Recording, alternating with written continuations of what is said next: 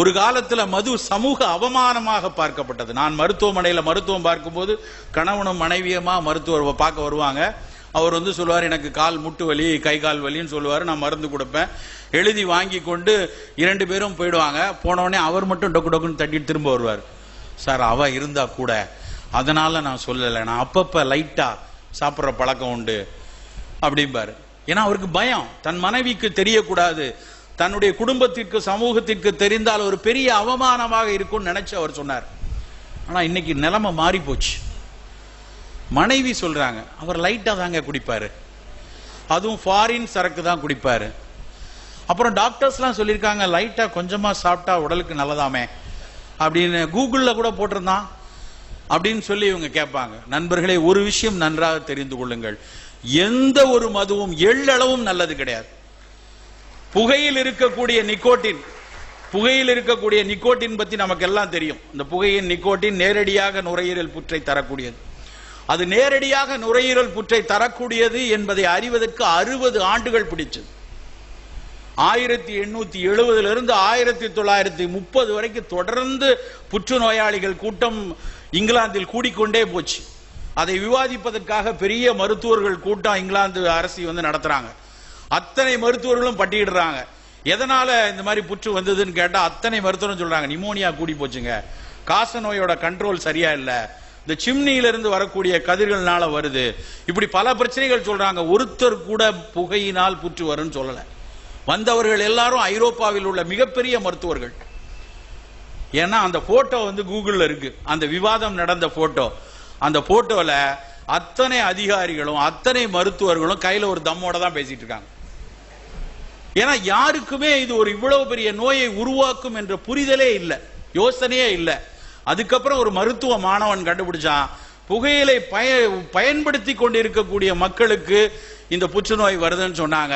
உடனடியாக இந்த British tobacco company படு சர்ச்சையை கிளப்பிச்சு. இவன் பொய் சொல்றாங்க, இந்த கூட்டமே பொய் சொல்லுது, அப்படியெல்லாம் கிடையாது அப்படின்னு 30 ஆண்டுகள் ஹாலிவுட் திரைப்படங்கள்லாம் எடுத்தாங்க, புகைக்கும் அதுக்கும் சம்பந்தம் கிடையாதுன்னு சொல்லி.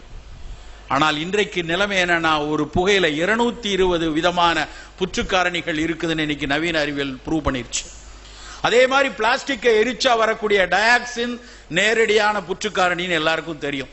பிளாஸ்டிக்கை எரிக்க கூடாதுன்னு நிறைய இடங்கள்ல சுற்றுச்சூழல் துறை எழுதியிருப்பது தெரியும். ஆனால் ஒரு விஷயம் தெரியுமா, இந்த ரெண்டிலுமாவது ஒரு பொருள் பிரிந்துதான் புற்றுக்காரணியை கொடுக்கணும்.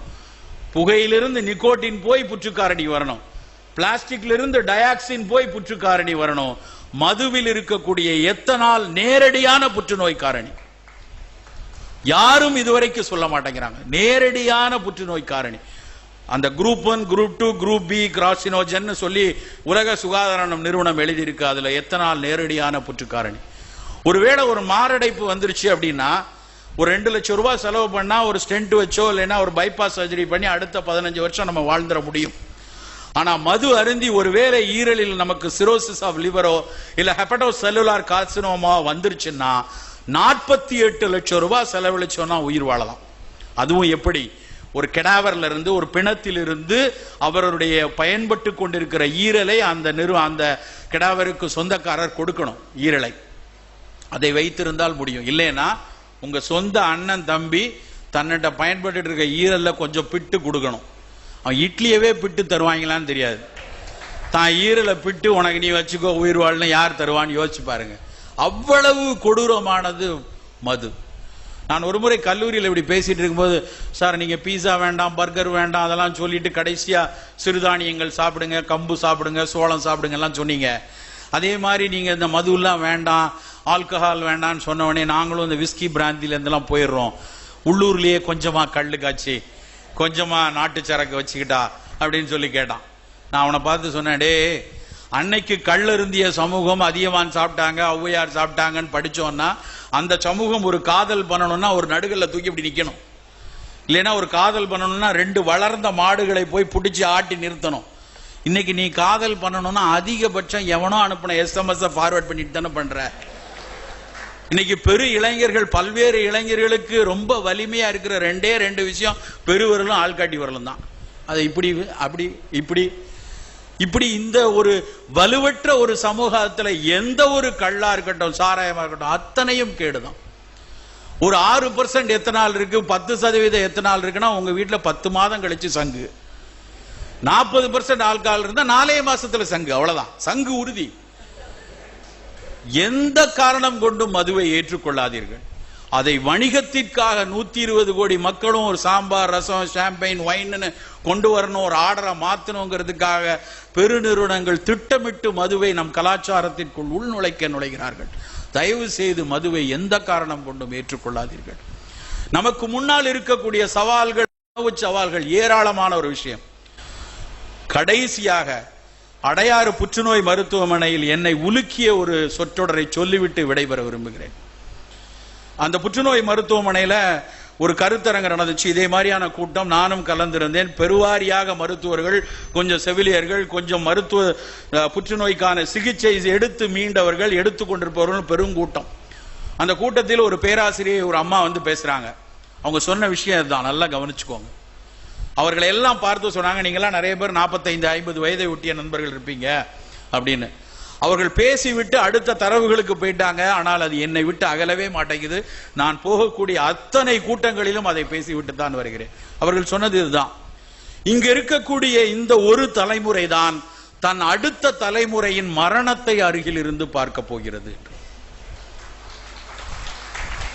யோசிச்சு பார்த்தீங்கன்னா இது வந்து சும்மா சொன்ன விஷயம் கிடையாது. புள்ளி விவரங்கள் அடிப்படையில் இந்த ஒரு தலைமுறை தான் தனது அடுத்த தலைமுறையின் மரணத்தை அருகில் இருந்து பார்க்க போகிறதுங்கிற ஒரு விஷயத்தை தரவுகளோடு அவர்கள் சொன்னார்கள். நான் முதலில் பேச ஆரம்பிக்கும் போது சொன்னேனே, அந்த பையன் 27 வயது பையனுக்கு ஏற்பட்டிருக்க புற்றுநோய்க்கு அவர்களுடைய அப்பா கையை பிடித்து கொண்டு அவரை அழைத்து வந்த காட்சி என் கண் முன்னால் இன்றைக்கும் இருக்கிறது. ஒரு காலத்தில் தன்னுடைய முதிய அப்பாவை, அவருக்கு மூட்டு வலியா இருக்கும், தன்னுடைய பையன் கையை பிடிச்சு கூட்டு வருவான். தாய்க்கு கண்ணில் புரை சிகிச்சை நடந்திருக்கும், தடுமாறி விடாமல் இருப்பதற்காக மகள் பிடித்து நடத்தி கூட்டு வரக்கூடிய காட்சிகளை மருத்துவமனைகளில் ஏராளமாக பார்க்கலாம். இன்றைக்கு போய் பல மருத்துவமனைகள்ல பாருங்க, 30 வயது 25 வயது தாங்கிய தன்னுடைய பையனை, மகளை அவருடைய தகப்பனார் பிடித்து கூட்டு வரக்கூடிய காட்சி நிறைய இருக்கிறது. நம்முடைய குழந்தை ஒரு பெரிய ஆளுமையாக, ஒரு விற்பனராக, ஒரு பொறியாளனாக, மருத்துவனாக சவால் நிறைந்த உலகத்தில் வந்து விடுவதற்கு இந்த கல்வி நிச்சயம் போதுமானதுதான். ஆனால் அது மட்டும் நிச்சயம் அல்ல. அதை தாண்டி அவன் ஆரோக்கியமாக இந்த சமூகத்திற்கு சமூக அக்கறையோடு வாழ வேண்டும் என்றால் தயவு செய்து உணவின் மீது, மனம் மீது, சுற்றுச்சூழல் மீது அக்கறை காட்டுவோம் என்று கேட்டுக்கொண்டு வாய்ப்பளித்தமைக்கு நன்றி கூறி விடைபெறுகிறேன். வணக்கம்.